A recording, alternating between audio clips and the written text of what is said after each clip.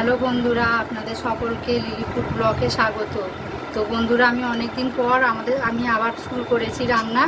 তো আজকে আমি বানাবো মাছের ডিম দিয়ে, এই যে দেখতে পাচ্ছেন মাছের ডিম, রুই মাছের ডিম দিয়ে পটলের দোরমা। তো আমি পটলটাকে এইভাবে ভেতরের এটাকে বীজগুলোকে বার করে নিয়েছি। তো আর একটা আমি আপনাদের দেখিয়ে দেবো আমি কিভাবে বার করেছি। এইভাবে ছিলে নেব।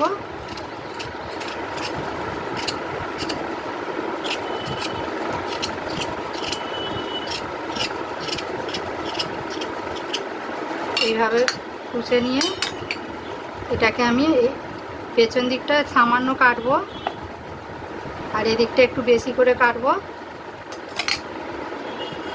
এইভাবে চামচের পেছন দিক দিয়ে আমি ভেতরের পটলের বীজগুলোকে সব বার করে নেবো। আর এই বীজগুলোকে ফেলবো না, কিন্তু এইগুলো আবার লাগবে।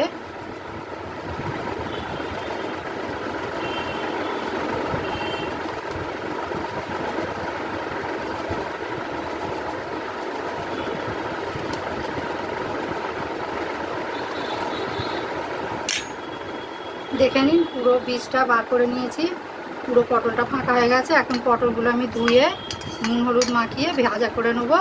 তো চলুন বাকি কাজটা করে নিন, আপনারা সঙ্গে থাকুন, দেখতে থাকুন। তো বন্ধুরা, পটলটা ভেজে নিই। পটলের দোরমা করার জন্য গ্যাসটা জ্বালিয়ে দিলাম।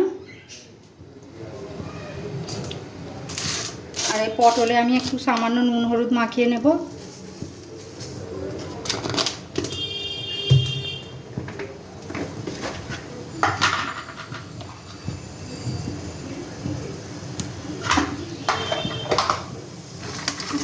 খুব আস্তে করে নুন হলুদ দিয়ে হালকা করে একটু মাখিয়ে নেব।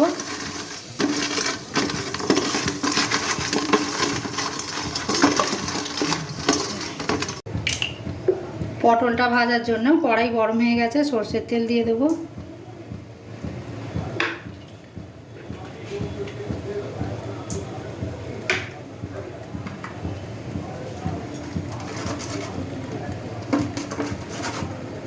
তেলটা গরম হয়ে গেছে, পটলগুলো ছেড়ে দেবো। এবার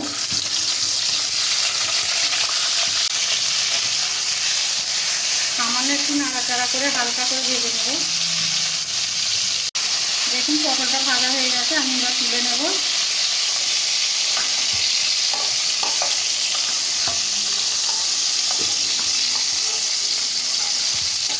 খুব বেশি করে পটলটা ভাজার দরকার নেই, হালকা করে ভেজে নিলেই হয়ে যাবে।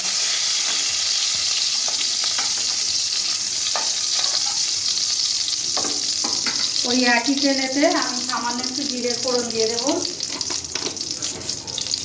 পুরটা বানিয়ে নেবার জন্যে।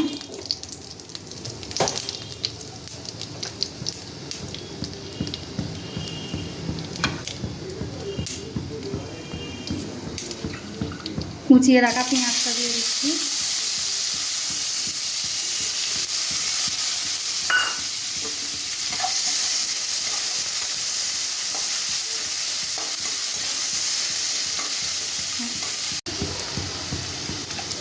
পেঁয়াজটা ভাজা ভাজা হয়ে গেছে, এবার আমি এতে আদা রসুন বাটা দিয়ে দেবো পরিমাণ মতো।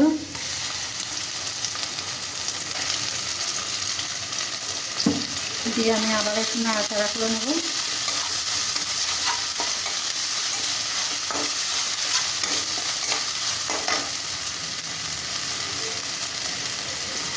পরিমাণ মতো নুন দিয়ে দেবো।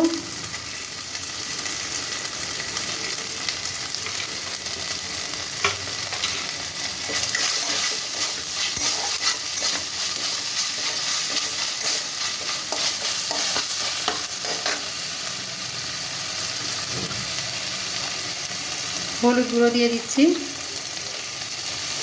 লঙ্কার গুঁড়ো,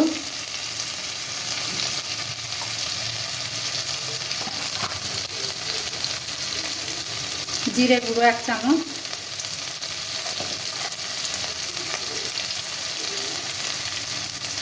গরম মশলা 1 চামচ দিয়ে আমি আবার ভালো করে নাড়াচাড়া করে নেব। পটলটা এই যে ভেতরের বীজগুলো বার করে রেখেছিলাম ওটাও দিয়ে দেব, দিয়ে ভালো করে আমি নাড়াচাড়া করে নেব। আর এই যে মাছের ডিমটা আপনাদের দেখিয়েছিলাম, মাছের ডিমটা এইভাবে চটকে দিয়ে দেব। এই সিটটা বার করে নেবেন, এই সিটটা ফেলে দিতে হবে। এই যে এটা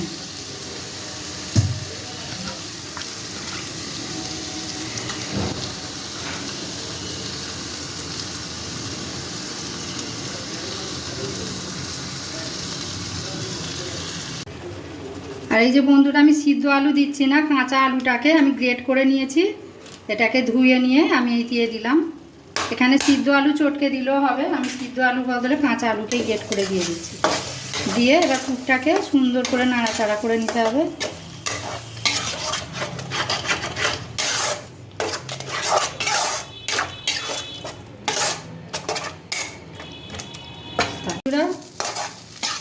কত সুন্দর ঝরঝরে হয়ে গেছে, পুরটা হয়ে এসছে। এবার নামিয়ে নেব। এটাকে আমি ঠান্ডা করে এবার পটলের ভেতরে ভরবো। এটাকে হয়ে গেছে পুরটা, দেখুন কত সুন্দর মাছের ডিম দিয়ে ঝরঝরে হয়ে গেছে।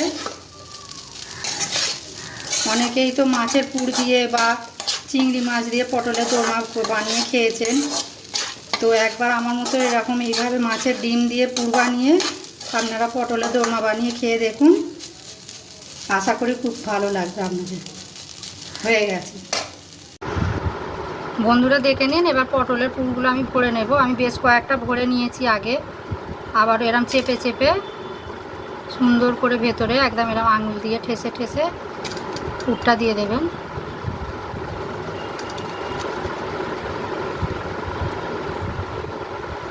দেখুন কোনো কিচ্ছু হয়নি, কত সুন্দরভাবে এইভাবে পুর যতটা ঢুকবে আঙুল দিয়ে ঠেসে ঠেসে ঢুকিয়ে দেবেন।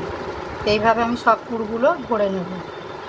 তো বন্ধুরা দেখুন, সব আমি পুর ভরে নিয়েছি, এবার বাকি কাজটা করব। আপনারা আসুন দেখতে থাকুন।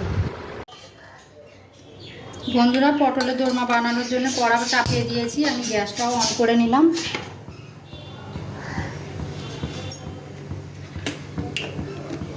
এই যে সরষের তেল দিয়ে দিচ্ছি।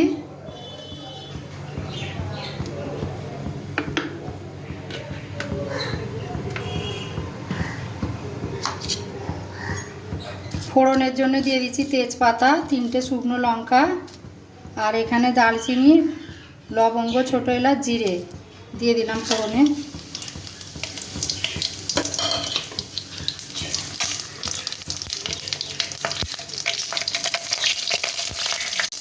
এরপরে দিয়ে দিচ্ছি বাটা পেঁয়াজ, বেটে রাখা পেঁয়াজ।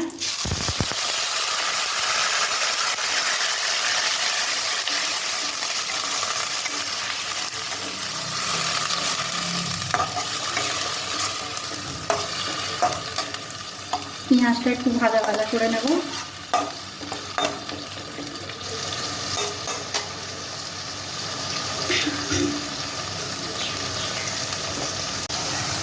এরপরে দিয়ে দিচ্ছি আমি আদা রসুন বাটা।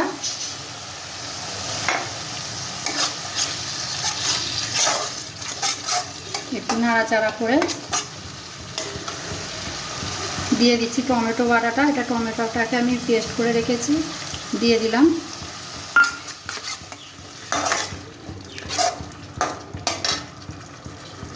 বাকি সব মশলাগুলো দিয়ে দিচ্ছি। লঙ্কার গুঁড়ো, হলুদ গুঁড়ো, এটা জিরে গুঁড়ো, এটা গরম মশলা দিয়ে দিচ্ছি।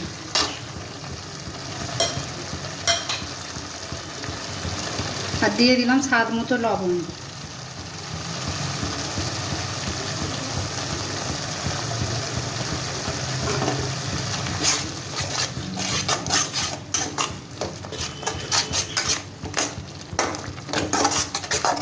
ভালো করে কষিয়ে নিতে হবে।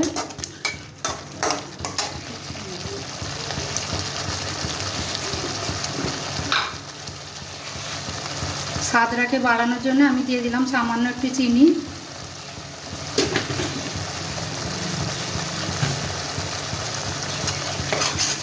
সুন্দর করে কষিয়ে নেব মশলাটা। দেখুন মশলাটা কষানো হয়ে গেছে, তেলটা ছেড়ে ছেড়ে এসেছে। এবারে আমি এই মশলার ধোয়া বাটির জলটা দিয়ে দেব।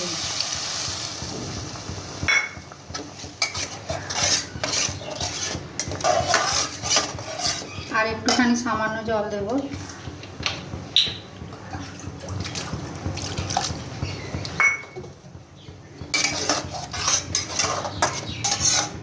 ততক্ষণ আমি ঝোলটা ফুটে ওঠার জন্য অপেক্ষা করব। দেখুন সুন্দর ঝোলটা ফুটে উঠেছে। এবার আমি পুর ভরা পটলগুলো দিয়ে দেব।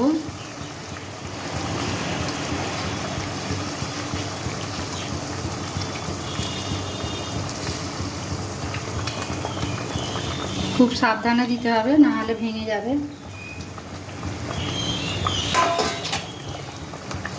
এটাকে এখন আমি ভালোভাবে ফুটতে দেব, পটলগুলো যাতে নরম হয়ে যাবে সঙ্গে।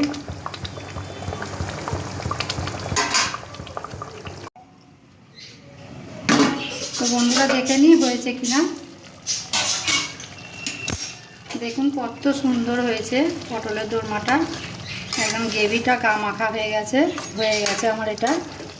এটাকে আমি এখন গ্যাসটা নিভিয়ে দেবো।